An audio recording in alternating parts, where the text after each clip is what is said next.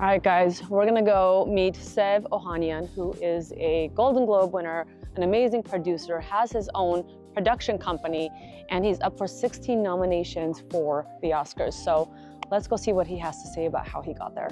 Fun fact, I used to work for Disney, but you guys get to see what it's like to be inside the wonderful building with the Mickey Mouse hat, the magic hat you guys have seen here on Burbank. Sev Ohanian, you have a very extensive resume, impressive, beyond words. And as an Armenian, I'm so proud of you, and we are also proud of you, but also you're just like such an icon. We really applauded you for Sinners, but I think there's a whole history about you that we do not know. And that's what I'm here for. I want us to kind of get to know you behind the scenes. I know you're always behind the camera, but really behind the scenes, and how you got to a point where you got nominated for Best Picture, 16 Oscar nominations, which I think is first in history, if I'm not mistaken. For the movie Sinners, you also got Best Picture, Best Director, Best Actor, Best Hair and Makeup, which was amazing because, you know, I come from a makeup artist background. I'm like, that's insane. Like, you guys really just blew out the ceiling with this movie. But I want to get to know who Sev was before all this started. And, you know, where does it begin? Was it as a child? Was it just something you dabbled into and noticed that you loved it? At what age did you realize you love the movie industry? Oh man, I give the credit to my dad, because growing up, we used to spend a lot of time in this ancient place called Blockbuster Video. Oh, that was my these kids thing. will never know. I know, and it was, I mean, obviously the movie theaters was also big, but renting movies with my dad was like my big thing. And, you know, watching the classic movies before my time. But honestly, we would rent the same movie all the time. It was kind of like financially not a good decision, because we probably could have saved money buying it. And I remember specifically there was a film called Back to the Future. Have you seen it? Of course. Of course. And we would watch it like all the time, like once a week. And every time we watched it, I started picking up on like random details that I hadn't noticed before. Oh, wait, like 8, 9, something like that. And I remember like, oh, wait, like that detail in the background, that was always there. That was foreshadowing this. And oh, that's planting the payoff at the end. And that twist was always hidden. So I think the experience of watching it over and over again solidified in me a respect for the medium. And the more I understood it, the more I was seeing it in everything else. And always loved storytelling. And to me, filmmaking was never the goal, though. It was just a dream. Like, it felt too high of a goal for an immigrant Armenian American kid. You know, I would look around and not really see any other Armenians doing it. So it was never something I intended to actually pursue. It all happened, honestly, as an accident. How did the accident happen? So you went to USC? Or was this before USC? Before USC. So I ended up studying journalism because I really respected that medium, and it felt like just to the side of filmmaking. You're still writing, you're still working with teams, and every day's kind of new, but it was safer, it seemed to me. And I was interning at the LA Times when I was in high school. I was the editor-in-chief of my high school newspaper, and I went to Hoover High. Where did you go? Grant High School. Grant. I was in Valley, yeah. That's what's up. My mom worked at Grant. I bet you she was there. Yeah, she was the accountant. Oh my gosh, At a certain time. Sev Ohanian. I don't know if you guys would have interacted with her, but I used to to visit, and I remember like it was so cool. Did they shoot Buffy the Vampire Slayer there once? They did. Yeah, I remember. I remember I was on the campus, and I was like, "This is so cool." I was like looking for the vampires. But basically, when I was at the LA Times, one day, I remember I was the high school intern. One of the high news editors slammed open his door, and he was like, "Where's that high school intern?" And I thought I was in trouble. I thought maybe he thought I stole like a stapler or something, you know, I had, but he calls me into his office and he asked me what a blog is. This was 2004. And I explained to him, it's like, you know, it's an article. He's like, who writes them? I said, anyone can write them, sir. And he's like, how much does it cost to read one? And I said, it's free. And this is, again, 2004. This guy is one of the higher ranking people at one of the biggest papers in the world. And he's asking like a 17-year-old kid about the internet. And I realized what was happening was this man was seeing the impact his entire industry was about to have, the print industry of journalism, and was gearing up for that. And it kind of taught me like I was pursuing stability by going after journalism, but that was a construct. Stability does not exist. It's not real. So if that's the case, I thought to myself, why should I not pursue filmmaking? And at the time, I started shooting little YouTube videos making fun of my parents out of love. And I used my dad's home video camera, the same video camera we would take on our vacations. And I got a video of my friend Edgemin dressing up as an Armenian dad. And the video was like our other friend Narbek coming home one morning after he'd been out all night, and his dad's waiting for him. And he starts berating him, like, where were you? And then in the middle of that argument, brings up his report card, talks about the family car he had crashed, and it goes on and on and on. I'm telling you, like, this video had no lighting, no sound. Half the time the video was shaking, like, but not as a creative stylistic choice. It was because I was just laughing recording it. Was this on YouTube? Did YouTube exist Exactly. back then? We put it on YouTube, and it was still early days of YouTube. I just wanted my like 20 friends to watch it, but every Armenian who saw it was sharing it with other Armenians, and then suddenly people in other countries were sharing them. People were making their own versions of these videos. Like I saw Germany or Sydney, like their own version of that exact same video. My actors were getting like stopped at the Americana or at the time at the marketplace. Yeah. So I made a second video this time about a boy who comes to pick up his Armenian teenage like friend to take her on a date and says he wants to say hi to her dad first, and that goes really poorly. And this one did even bigger. So I thought to myself, they're so fun. Let me just make another video. But for the third one, I thought to make an entire movie. And it's not because I thought I could make an actual movie. I just thought I could make a longer short. And we made a movie called My Big Fat Armenian Family. And it was a no-budget movie. I always say I wrote it, directed, shot, produced, edited everything except for makeup. And then the makeup artist quit. And then, you know, by the way, did that too. And I did that too. But and by the way, shout out to the makeup artist who was like my cousin Matilda. It was amazing, but we were not paying. We were having crazy hours. The very first day we shot the movie, we literally had cops pull their guns on us. Like, you haven't heard the story? No. Oh man, this is embarrassing. But you know, we shot this first day where it's like in this quiet Santa Clarita neighborhood. My good friend Sebu's parents' house, because it was supposed to be Palm Springs, you know, and we had this big emotional scene where like the family's fighting, like screaming at each other at night, and then they all hug and make up. The problem was we were shooting it at 3 a.m. And I did not get a film permit. I had not notified the neighbors. Cops were coming, and I thought, okay, well, there's 3 cop cars coming. They had the lights on, but not the sirens. So I just started walking towards them to explain, you know, we're shooting film. Like, sorry, officer. They pulled their guns on us. Stop. Straight up, like guns on us. They thought you guys were actually fighting? Well, if you think about it, like there's no film crew. Like there's no lights. There was no big camera. There was no like, they just saw a bunch of Middle Eastern people screaming at each other in Armenian. Like, yeah, something's going down. Exactly. And yo, like, it was bad. Like they had a gun on my sister. Like not a good experience. And then my friend Edgemin came out wearing his fake bra and boobs, and it was awful. I almost shot him, but luckily we explained, you know, it was an accident. We're so sorry. I'll never do it again. What an experience. Oh yeah, it was the first day, and it was like I should have stopped then. But this movie we made purely with our hearts. There was never a plan for profit. There was never a plan. There was no like business plan. And then every step of the way, it was like, you know, my family helping out, my teachers helping out, like local businesses, everyone just donating and supporting. And then when it was time to get the word out for the movie, I got creative. So like I used my journalism background to host a press screening, and all the Armenian newspapers came. Like, you know, all the ones like Asparez, all of them showed up, all the high school papers, college papers. What year was this? This was now 2008. Okay. So early 2008, people start writing articles about the movie. They like the movie. It's funny. Then I booked Glendale High School to screen the movie. And I get a projector for free from Best Buy. I always say, like, thanks to their policy that they had, their return policy. And you figured it out. And my mom sewed the movie screen for us, like literally with fabric from Joann's Fabrics. I'm dead serious. My dad, he scaffolded it so we can like make it work. Wow. And then to get the word out, we went to I went to every Armenian cultural event, like, you know, like Navasartian games and stuff like that. And we showed up in character, and we caused the scene, like running around. We got kicked out of there. Marketing. All the kids were like, oh my God, that's that funny, you know, whatever. And we went to all the different like ASAs, and like I would screen the movie and then do like comedy. And then I always say this funny story. Like one time a girl from UCLA walked up to me saying, hey, like I'm a pre-law student. Who's doing your paperwork for your movie? I was like, what do you mean? And she's like, you know, your releases, your agreements, your contracts. I literally said, you are. And she did.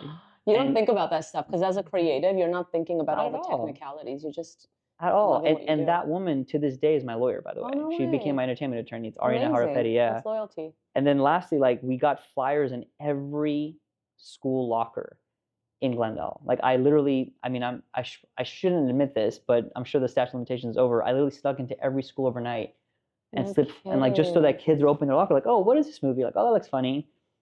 Everyone showed up. It was July 12, 2008. It was the first screening. Thousands of people came. You're kidding. I'm dead serious. I was so nervous that no one would show up after all that. And like my cast, everyone had worked so hard. People came, people laughed, people were clapping like in emotional scenes. Like Yeah. it made me realize that, man, we had made a real impact like on this audience, on this community, but they had made a real impact on me because them embracing the movie the way they did, that's what made me like full stop go for filmmaking. And then to touch base on that, Armenians, I personally know this, are truly one of the most supportive people in society. Like no matter what industry it is, they're always pushing for us to be able to go higher and climb higher and do more. So kudos to our community. Big time. Big time. I'm so grateful to every single person. They helped get your feet wet. Big time. And I think they made me realize that because the whole time I thought I was making like a silly fake movie. Like it wasn't real. It was for fun. People showing up, responding to it the way they did, it made me realize that it was real. And I kind of grew up thinking that as an Armenian American, I didn't have the connections and resources and the knowledge that you would otherwise have if you grew up as a, you know, connected person or a rich person or whatever. But that impact that the community had on me made me realize that I actually had all those things. I had the connections, I had the knowledge, I had the resources, and every day I'm so grateful to those people. And I can't wait to do more Armenian stuff to return the favor. Right, and we're going to touch base on that because I know we've chatted about this previously. That I know you want to really be able to focus on Armenians too in the future. But, you know, there are certain steps you have to take to get there. You know, it's first of all to be accepted by the media company and gain the respect that you have in order to now move forward and in the future do the things that you really have been dreaming about doing. And I know we've talked about that. You could share as much as you want. But before we do that, what was the next step? You decided to go to college after that. Yeah, so I went to USC for film school, and I met, I mean, it was amazing. Was it the movie that inspired you? The movie made me commit. The movie made me want to really commit. And I think for me, I had made peace with the fact that the experience of making the movie was so good that if I didn't get into USC, which was not guaranteed, I would just make more and more Armenian movies, and I'd be perfectly happy. But if I got into USC, I would go the longer path and eventually come back. But USC was amazing. Like it was amazing teachers and resources and all the things. But more than anything, I met really important collaborators in my life. I met Ryan Coogler, who you know I have a company with now, Proximity Media. This is our office. Through him, I met his partner Zinzi Coogler, our second partner. I met Anish Chaganty, who's an amazing Indian American man who's an incredible writer-director who I've written movies with, and he's directed a lot of my movies. And most importantly, I met Natalie Kasabian, who, you know, became my friend and then girlfriend and then wife. And most importantly, you know, is the best producing partner I've ever had. So those experiences at USC is what has set me up for life. There was a whole life waiting out there for you. Wow. Because you became, you know, surrounded by that.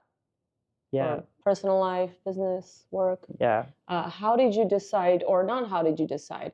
You and Ryan became friends, and you decided to start the media company? So, yeah, I mean, what's funny is Ryan was always one of the most talented students at USC. I knew it, and I think everyone knew it. One day, he happened to be, he had graduated already, so he was back to living in Oakland. And one day he happened to be in LA for meetings or work or something, and he asked if he could just come hang out, and ended up crashing at my parents' house in Glendale one night. And, you know, like my mom made him dolma and you know, all that good stuff. But when we were hanging out, he'd heard about my Armenian movie, or I told him about it, and he asked if he could watch it. And it was the first time I was going to show that movie to a non-Armenian. I remember it so well. I was so nervous. Like, is he going to understand it? Is he going to, you know, obviously we'll have subtitles and stuff, but like, is this going to even make sense to him? he not only understood it, he like liked it. He laughed, and even more shockingly, he related to it. Like he's a Black American, and he's like, Yeah. oh, that's like my uncle, that's like my aunt. And I realized that we all come from different, specific, distinct cultures, but there's still like the human connection that's like that is always going to be there. And what's funny is I do think in the years since, both Ryan and I together and apart, we've kind of continued to do that idea of like telling culturally specific stories as a way to like connect with audiences at all different backgrounds. But he, right before I graduated from film school, he had already graduated. He got a movie going called Fruitvale Station. He had written the script that he was going to direct it. He had real producers who put in real money to help him finance it. But he wanted to bring on other producers who would kind of be his creative support, because our lead producers would not be as present on the movie because of other commitments. He called me and I read it. I loved it. I was very familiar with the story that it was based on. It was a true story.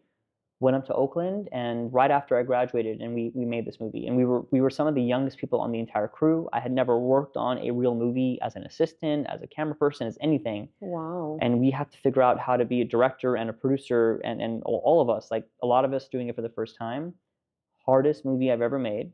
That was a small 20-day shoot versus Sinners that was like 60 plus days. But that movie was truly like trial by fire. Every day was a massive challenge to overcome, like to figure out things for the first time so many times that any one of us could have quit and just, you know, laid it over and let it go. But we all fought so hard, and I think we did a good job with that film. It got into Sundance. It won Sundance.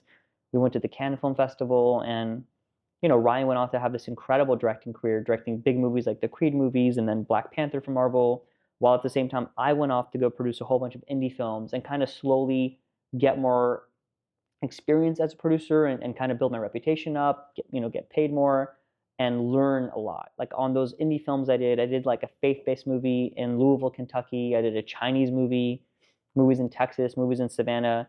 Every one of them was me figuring things out. But on those movies, I was like a junior producer. I was not the one in charge. I was not the one creatively running things. I was kind of like a helper producer. So I was so hungry to finally do it for real, and I didn't get a chance to do that until my film Searching. So when did you decide that, okay, I think now's the time where I can really dabble into what I know I can handle and do? Yeah, like it was the opportunity presented itself. You know, my writing partner Anish and I had done a short film in Utah for free, like 3 days, like no money, and it was a very grueling experience. But one of those people had a job somewhere. They asked me to come meet with them, and I was doing like 100 of these meetings a year. And they were like, hey, we're looking to make movies that are short films on a computer screen. I was like, oh, like that's kind of fun. I like the non-conventional like approach to storytelling. I brought Anish, my buddy, who had already made some experimental shorts, and we pitched them an idea for a movie. We're like, what about a movie where somebody like logs onto their computer screen, a girl, until you find out it's actually not a girl, it's another person on her computer. Then you find out it's her dad, and you find out he's not just snooping on her computer, he's trying to find where she is because she's missing. We just thought that was kind of like a cool, like an 8-minute short. The executives were like, we love it, but we don't want to make it as a short. So we were really bummed. They said, but we'd love to make that as a movie. Wow. And we were like, whoa, a whole movie? They're like, we'll pay you guys to write it. You'll be the lead producer, Sev. Anish will direct it, and we'll finance the movie. What do you guys say? Anish said no. I was like, bro, what? Like, I'm like, he means no problem. Like he was very rightfully nervous about directing a movie that was on a computer screen, because he's like, that's gonna be gimmicky. It'll be really weird. He's like, I want to be taken seriously as an artist, and like that's gonna look like something silly.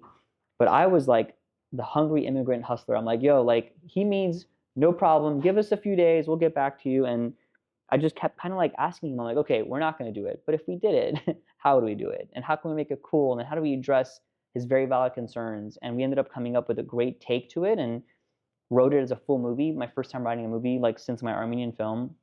We brought on Natalie Kasabian, my girlfriend at the time, to produce it with us. We shot that movie. It was my first time being the lead producer. Like all those years of me kind of working unders and wishing I had more of a say in the business and the creative. We applied it on that one. The movie cost $880,000. We went to Sundance. We won all the awards. I won the Producer Award.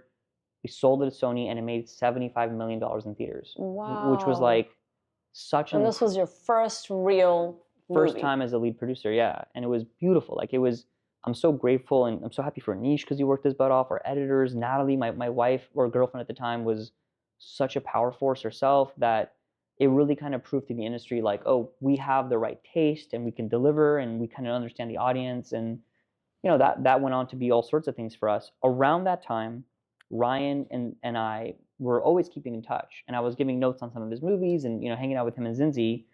He was about to release Black Panther, and him and Zinzi called me and asked me would I want to start a company with them. And honestly, I was reluctant initially. Like, I love the idea of working with Ryan. He'd been doing beautiful work at the time, but I had just gotten going with Anish and Natalie. Now we had this movie about to come out, and Natalie, my girlfriend at the time, she's the one who pushed me. She's like, I will handle all of the work with Anish. Like she's ended up taking over, and she oversees everything that Anish and I do outside of Proximity.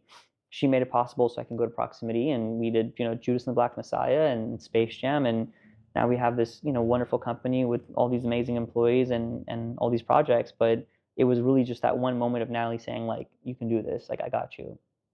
What do you think it was about you that Ryan saw?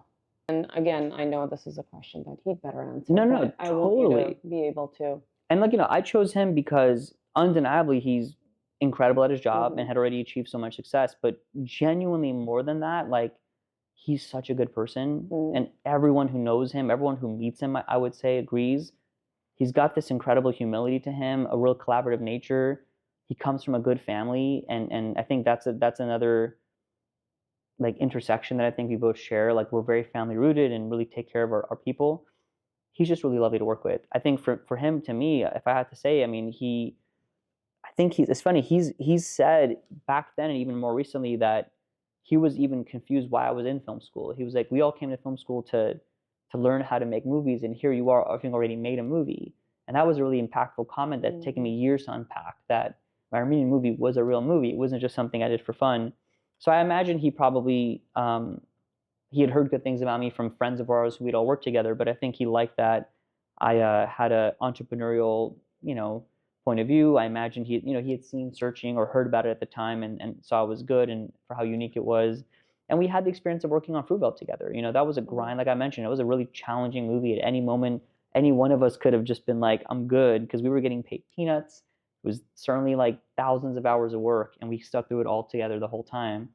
And I do think that Ryan and I and Zinzi, we really take pride in trying our best to do right by people and take the path that sometimes maybe is less advantageous to us, whether it's capitalistically or whatever it is, but just trying to do right and leave like as good of a legacy as we can, as far as, not doing the classic Hollywood thing sometimes. And I imagine all of those are qualities that we all saw in each other that made us want to work together. And I think that's what's made working together so fruitful for the past 8 years. Yeah, it's a partnership.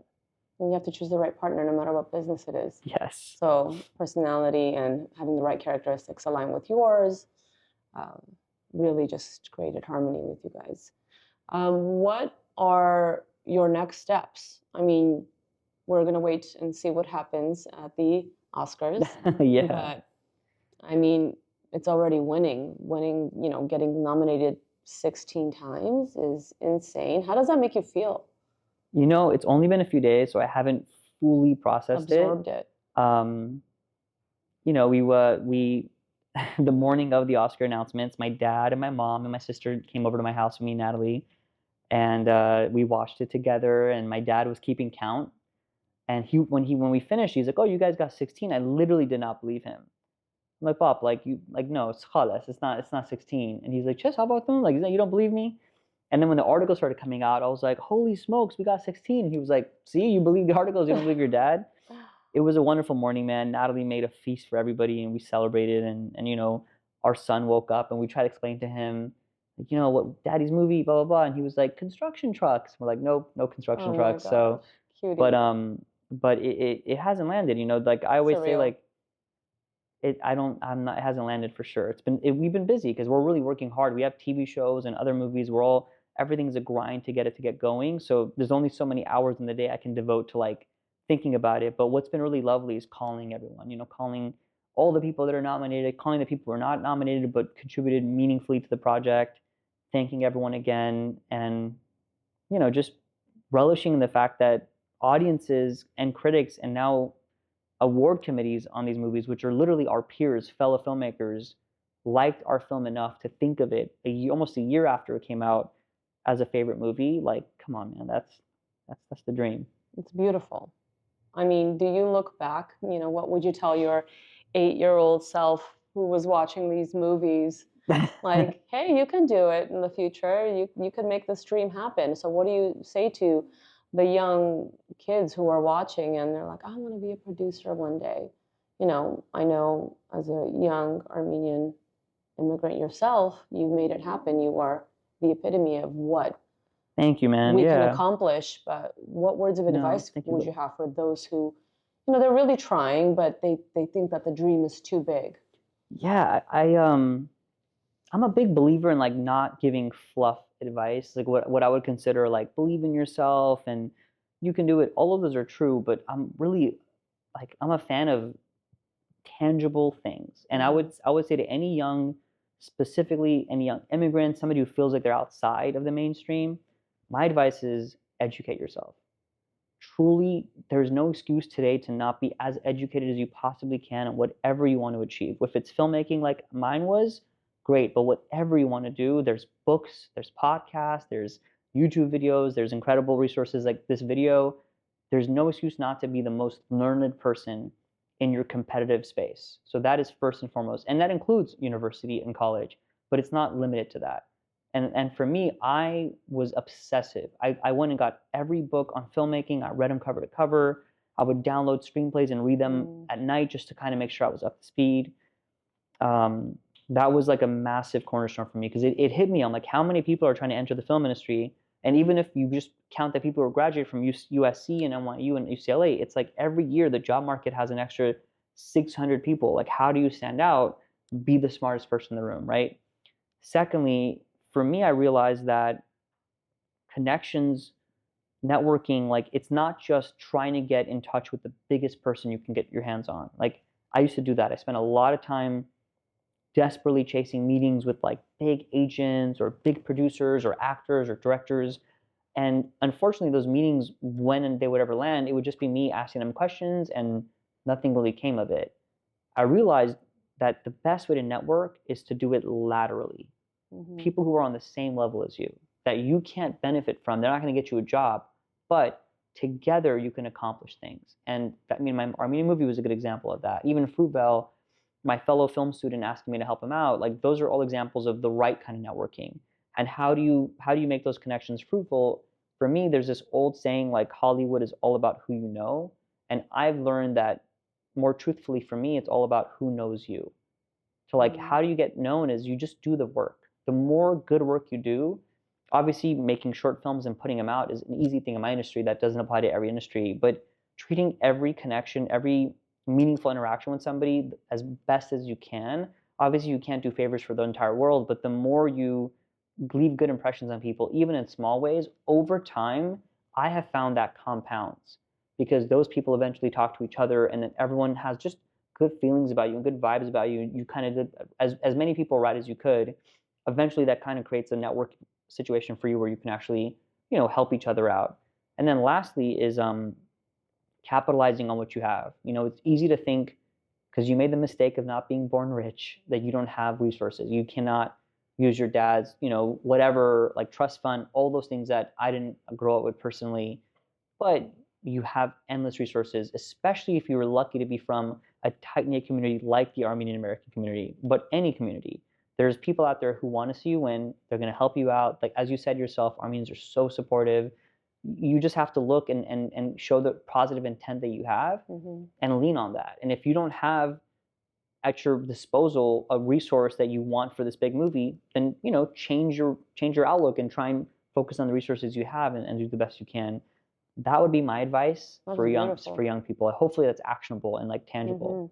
And thank you for sharing your honesty and vulnerability because like you said, a lot of the podcasts like believe in yourself and that's all great, but you have to take action. Definitely, 100%. And take the steps to get there. This TEDx talk for Little Armenia the other day and somebody from Asparez came by. I was like, I want to interview you guys, to Natalie and I.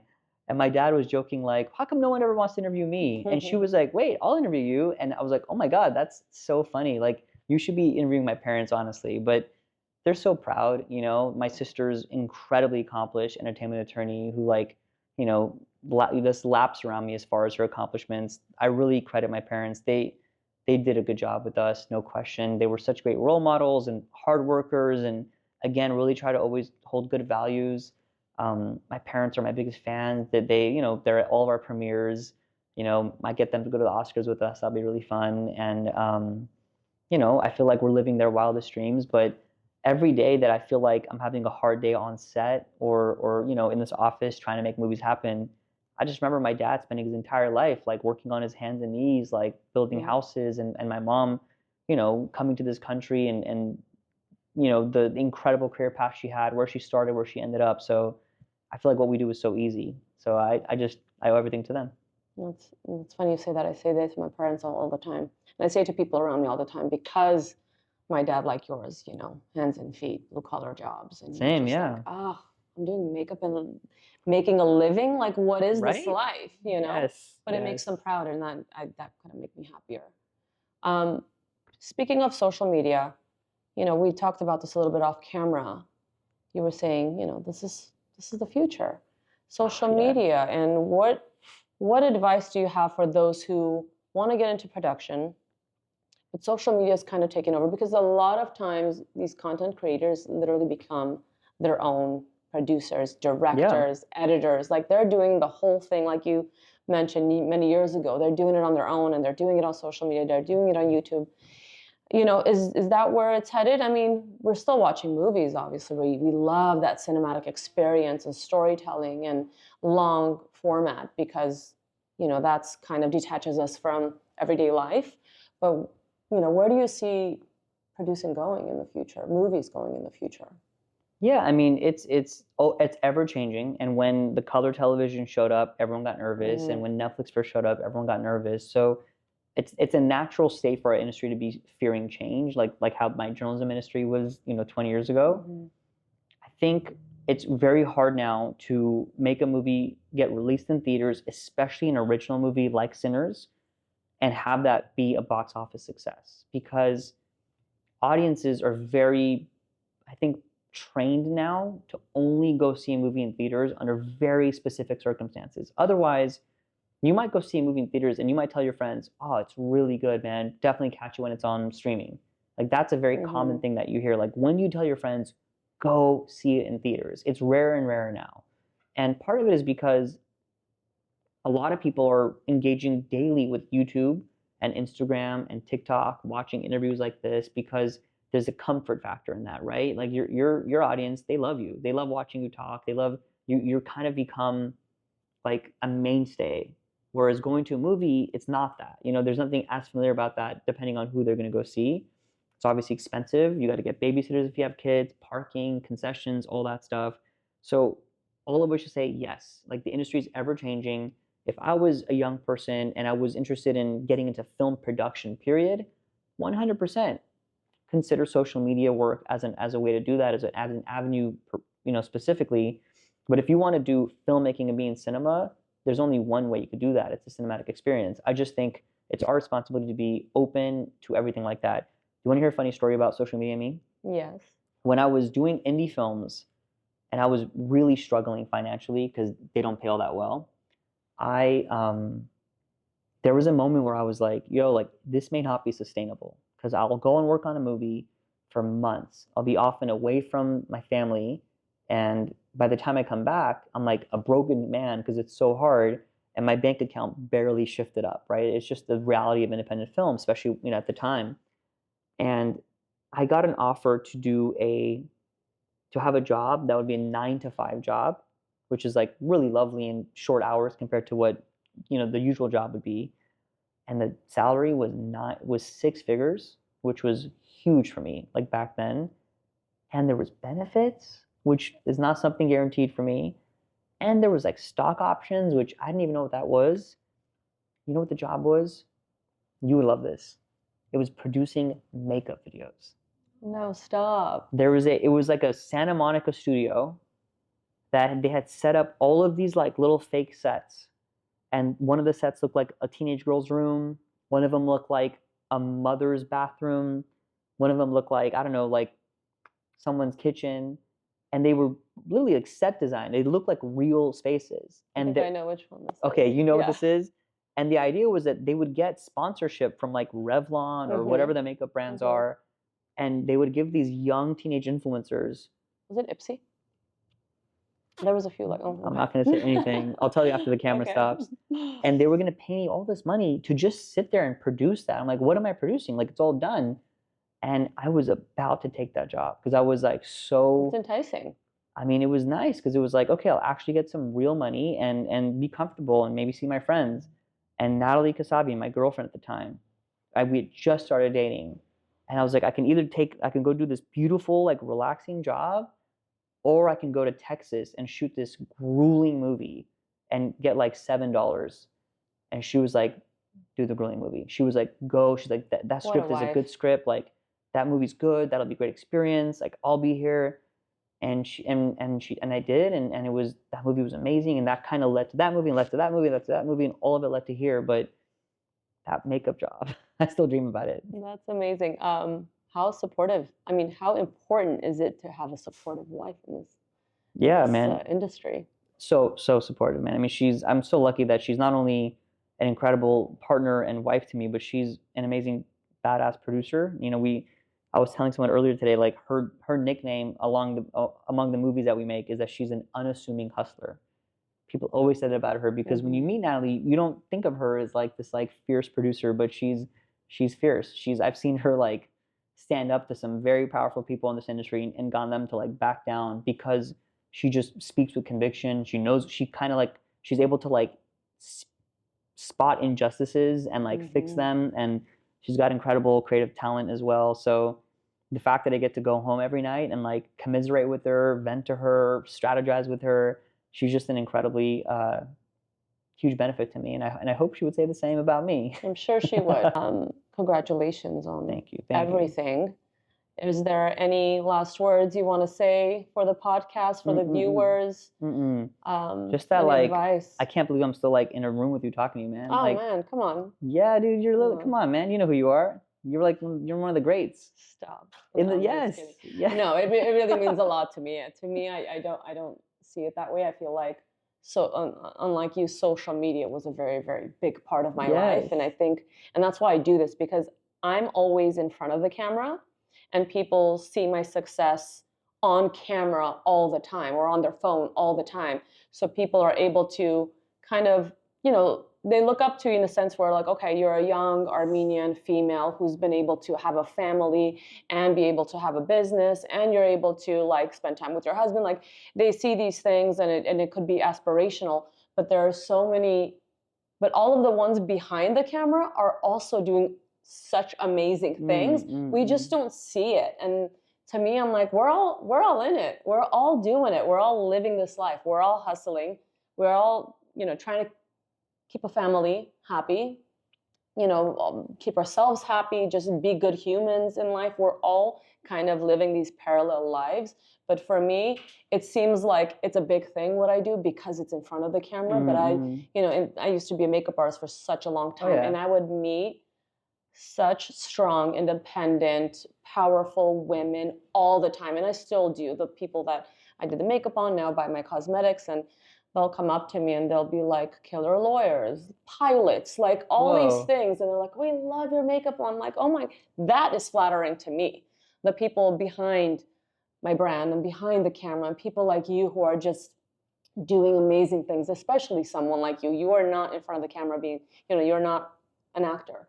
So it's so admirable to speak to someone behind the camera doing all the things and bringing you in front and sharing really who you are and getting to see a side of you that we don't normally see. Oh, man. I know red carpets are a different beast, right? Like, you're talking a lot about the movies and all the things that you've produced, but really I wanted to get to like the root of Sev Ohanian, and you are a true inspiration, and hoping that your story can inspire the young girl or boy who is wanting to be you. Oh man, that's And crazy. Thank you. And thank you for using your platform to shed lights, because I've been able to watch your videos and learn about people that I've always thought were so cool and successful. And then by watching it, I'm like, oh man, like I actually understand what it took to get there now. So the fact that you take the time to do this is very meaningful. Thank you. Thank you. It means a lot to me. And I know you're super busy. You have 16 nominations. Good luck at the award show next month, but we're all rooting for you. We will all continue to root for you. And we cannot wait to revisit you in the future when you've done more amazing things. Oh, thank you, Liv. Thanks for all the great questions.